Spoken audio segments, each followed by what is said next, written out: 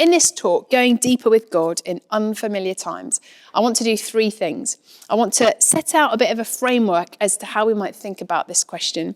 Then I want to look at the life of Jesus, and then I'm going to share a little bit of my story. So first, what does life look like when things are familiar? Well, I think we have a clear sense of identity, a sense of self when things are familiar. Maybe that's professional or personal, or maybe a community that we belong to. I was a teacher for a decade, and I found it helpful to have that familiar identity, to be able to say, I'm a teacher. I've been a teacher for a while. This is a sense of who I am, a key part of my identity. Or maybe there's a community that we're a part of and it helps us in our identity. So, yeah, I'm a member of that club, or this is a community that I belong to. That familiarity can be quite comforting to us. I think that life, when it's familiar, also means that our circumstances are quite static. Maybe a place or a routine or a pattern of life. Maybe there's a particular place where you build a real affinity. So, for example, when I used to live in Kensal Rise before I moved here to Twickenham, I knew where all the cut-throughs were when I was driving. I knew where the good parking spots or the best coffee shops were. There was a real familiarity about that place for me. Or maybe it's a pattern of life or routine. Before I had children, my mornings were really important to me, a time when I could get up. I'm quite a morning person. I could get up and pray or go to the gym. That was kind of my time, a key part of my routine. And that helped me. Life was familiar. That was how my life ticked over. What happens, though, when we go through a transition or a change is that both of these things can get knocked, both our identity and our circumstances. And since March, the whole world has been through a huge transition with the COVID pandemic. But I want to talk a little bit more today about life transitions, changes that we each will have and in the future may go through, where we go from this journey from familiarity to unfamiliarity. Maybe a job ends and a new job begins. Maybe we move to a new place. Perhaps a relationship ends or a new one begins. Maybe we feel as though we're in a new season of life. After a transition and a change, everything is unfamiliar. So let's revisit those points, this framework that I've laid out. Our identity can take a knock and feel really unfamiliar. We're left asking the question, who am I now? COVID has changed many people's jobs, and they were used to traveling into the city, but now they have to work from home. Or perhaps they were doing a particular job, but now their job has completely changed and they're having to do something different. Sundays before the pandemic were very significant for me. I'd go to church every Sunday, have this real connectedness with people within the congregation, preaching to people in the flesh, whereas now I simply preach to a camera and there's no one else in the room. My sense of being a priest and a pastor has been rocked. It's all really unfamiliar. Who am I now when I just preach to a camera? When I went to see a friend recently who had just had a baby, she was struggling with this shift in identity. She used to have a very high-flying job. She was very successful, very ambitious, and now she was at home. And she said to me, it feels like an achievement if I just managed to put a wash on in the day. Like, that's a win. How is it that I've gone from that to this, now that I've got this tiny baby? I said to her, this is grief. You're grieving that identity that you used to have professionally, which is now on pause for a time. It's okay, but you've gone through a huge transition, a huge change. It's really, really unsettling. Often when we go through transitional change, our circumstances also shift. Our place, our routine, our patterns. Maybe it's a house move, a job change, a change in your family situation. Children come, they leave, they come back again. Perhaps there's a bereavement, or maybe a relationship ends and you feel lonely in a way that you didn't before. One of the challenges for me of becoming a parent was losing that precious time in the mornings. I don't have it anymore. If I want to get up and read my Bible or go for a run, I have to get up at 5 because my kids get up at 6. And that just feels insanely early to be getting up every day. My routine shifted. It was really unsettling and something which I'm honest that I still miss. I will look forward to the day when my children lie in. But all of us in different ways have been through this cycle. Familiar, transition, unfamiliar. Here's the thing. What can we learn from the Bible about how Jesus handled this process? What did Jesus do when he went from familiar through a transition to unfamiliar? Well, let's look at the life of Jesus from Luke's gospel. In the early part of Luke, we see that Jesus' identity is very established and familiar. He's the son of Mary and Joseph. He's got several siblings. He's an apprentice carpenter. And for the first 30 years of his life, his circumstances were very familiar. He was in Bethlehem and then moved to Nazareth and lived in and around Galilee for 3 decades. There were so many fixed points and fixed places in his life. He was a Jew, and so would have followed the Jewish pattern of life, celebrating their annual festivals and their weekly pattern of the Sabbath on Saturday. It was stable and constant and secure and familiar for 30 years. And then we see Jesus goes through this huge transition in Luke 3:23. We see him be baptized and his known identity changes.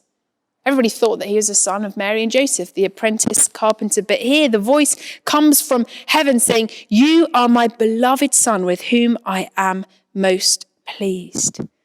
Jesus began his ministry aged 30.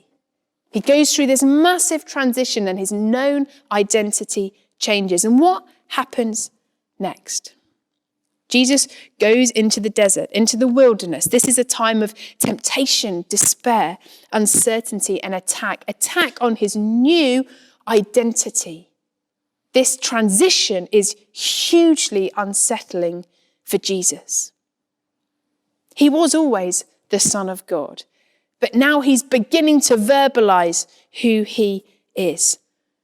He goes back to Nazareth and he quotes from Isaiah 61. He begins to share with people, "This is who I am." Luke 4, "The Spirit of the Lord is on me." He says, "This is who I am." This is unfamiliar for Jesus. His circumstances have changed. Where previously Nazareth was his home, a safe place for him. At the end of this passage we see, chapter 4, verse 29, he's rejected in Nazareth. They tried to throw him off a cliff, and he then has to keep moving. That which is stable and secure and familiar is no longer. Everything now is unfamiliar. Jesus experienced a loss of familiarity, a huge transition, and was forced to step into unfamiliarity. This process that we have gone through with COVID, this process that we each will have gone through in our lives, Jesus did the very same thing. So what can we learn from him through this scripture? Well, 2 things. Firstly, God is at work in the transition. We see that in chapter 4, verse 14, that the Spirit is at work. It says Jesus returned in the power of the Spirit to Galilee. It's my belief that God uses transitions more than any other time to shape who we are and to clarify our convictions. Let me say that again. God uses transitions more than any other time to shape who we are and to clarify our convictions. We see that in Jesus. His sense of identity and calling and purpose is shaped at baptism and in the desert. It's a deep work for Jesus. God, by his Spirit, is doing deep things in the transition. Second, the unfamiliar place is the place of Jesus's calling. It's easy to think that the unfamiliar place cannot be right. I don't believe that God caused COVID-19 as some kind of divine judgment, but I do believe that he could end it if he wanted to, like that, but that he's choosing not to. And we can't fully understand the mind of God and why he would do this. And I think that he's at work in this transition. First, I think he's humbling us. In the West, we like to think that we've got it all nailed, haven't we? But we so haven't. We need to humble ourselves before God and recognize our reliance on him. Secondly, I think we need to reassess our priorities, and the pandemic is helping us to do that. And third, when things are taken away, we realize perhaps where we've taken them for granted. I think the Spirit of God is often at work in these difficult times. When we look at the life of Jesus, the unfamiliar place is not plan B, it's plan A. This is what Jesus came to do. He came to do this 3 years of ministry, and he leans into it after his baptism. He doesn't run away and try to go back to the familiar. Perhaps you're in an unfamiliar place right now, not just COVID related, but maybe in your personal circumstances. What if trying to grasp back for the familiarity is not quite what God wants you to do? Maybe he wants you to push into the unfamiliarity. This is his plan A for your life. How then does Jesus cope? What does he do to deal with the unfamiliarity? Well, I want to suggest that he finds a solitary place. Chapter 4, verse 42 says, at the end of the day, done a day of ministry, he departed and went to a desolate place. He takes himself away to pray and to be with God. And I don't know how you best do that, but I want to suggest that Jesus models here to us that if you're in a place of unfamiliarity, your time with God in the secret place, that desolate place, is more important than ever. Let me tell you a little bit about my story, just as I finish. In 2014, there was lots about my life that was very familiar. I was a teacher, I was a head of department, I was line managing various people, I was on track for promotion and was feeling quite ambitious. One day I wanted to be a head teacher. And yet then I sensed God calling me to leave teaching and to retrain as a priest. And I resisted it for a while because I really didn't want to leave my job. I really enjoyed being a teacher, but eventually I gave in and I quit and I went to theological college. And this transition was really hard for me. I've always worked, I love working, and yet I was at home a lot more, studying and doing my degree. I felt like at times I was just jumping through these bureaucratic hoops for the Church of England. And concurrently, and this almost made it worse, my husband's career was flying. He was a head teacher within a few years, that thing that I'd hoped to be. And I'll be honest, I at times felt really quite jealous. There was a process for me of letting go, of being okay in this much more hidden place of studying and retraining and learning a new thing. And then when I had children, there was a whole other layer of that. I just started to work in a church, and then I went on maternity leave and needed to slow down again. I spent a lot of time just at home with the kids. I was often just doing really banal things like scraping the Weetabix off the floor. And sometimes I just got so angry with God. I was like, why am I doing this? Lord, I want to go back to work. That's the place where I really enjoy myself. It's familiar, where I feel like I thrive. I don't want to be here scraping the Weetabix off the floor. But at that time, God, in his goodness, gave me this verse from Isaiah 43. It says, I'll give you treasures of darkness, riches stored in the secret place. And for me, that was a secret place. I'd kind of withdrawn to be much more at home and had to let go of many things that were familiar to me. But when I look back, I can see now that God was at work, that in that transition and in that unfamiliarity, God did so much in me. He humbled me. He put treasure in my soul, and he shaped and clarified my calling in life, made it clear to me what I was put on this earth to do. And actually, if I hadn't have stopped, I would have missed that completely.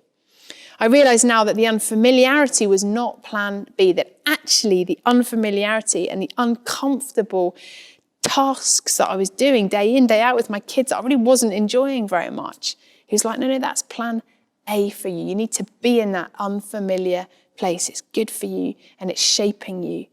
and it's going to help you grow.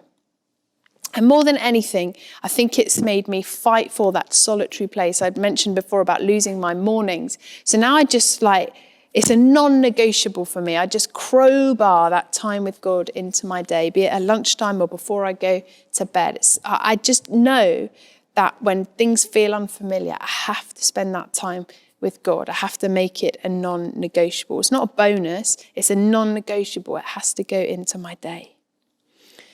And so I just want to leave you with a few questions to think about.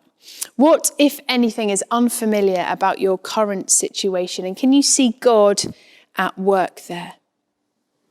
How could you reimagine the unfamiliar as a place that maybe you were called to? That this is maybe plan A. And where is your solitary place? Where is that place that you retreat to be with God in order that you can fill up, to thrive in this unfamiliar place?